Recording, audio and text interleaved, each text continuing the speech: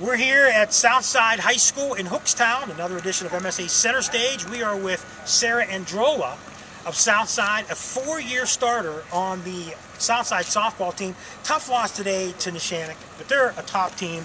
They've been a top team for years. They hit the ball really hard. No shame in losing to a good team like that. No, it's not. I give them all the credit in the world. They're a good team, and we just came out not ready to play today. Talk about this season for you guys. You're the only senior with significant playing time, a very young team. It wasn't that long ago where you were a freshman on the team, and all of a sudden you were looking up at all the seniors. Now here you are a senior, your last home game of the year. It went by so fast. I can remember first coming out here playing for Teresa as a freshman, and I'm like, I cannot wait to be an upperclassman, being a higher up person with everyone looking up to. Talk about your career here. We've covered you in volleyball. We've seen you in basketball, now softball. It's tough playing 3 sports and doing studies. How'd you manage to get it all done? Oh boy. Well, I work also. Oh boy. So it's a big mix, but you just got to find time. The education's first, so you always want to make sure your grades are up. Talk about what you're going to be doing. The graduation's coming.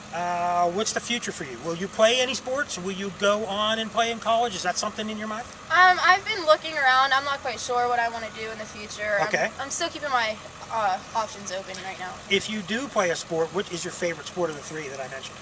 I ask you that every year we interview you, and you always give me the whatever season it's in, but it seems like you like softball the most, but then when we watch you play volleyball, it seems like volleyball is your favorite. I love volleyball, but now that softball's coming to an end, I've been playing for so many years, and I'm not ready for it to be over yet. What do you think this Southside team needs to do to be successful in the playoffs? What do you guys have to improve on? We just need to keep our heads in the game. We can't go out there worrying about who's in the bleachers, who's making mistakes and all this other stuff. We just need to come in and be ready to play. One last question. As a senior, you did a senior project I read about earlier in the year. Would you like to tell everyone what that was and how successful it was for you? I did a pink out game for my senior project. I raised money for the Susan G. Coleman organization. I raised $1,119 for the organization. That's fantastic. That is, I read about that. I wanted to ask you about that, but didn't get a chance to the last time. That is a very worthwhile thing. Is there one thing that you could look back on and say that you learned by playing all these sports and working and keeping busy? What's the thing you learned the most in your 4 years here at Southside? That there's always going to be another day. If you have a bad day, or if you make a mistake out on the field, the court, or if you get a bad grade in school, there's always going to be another day.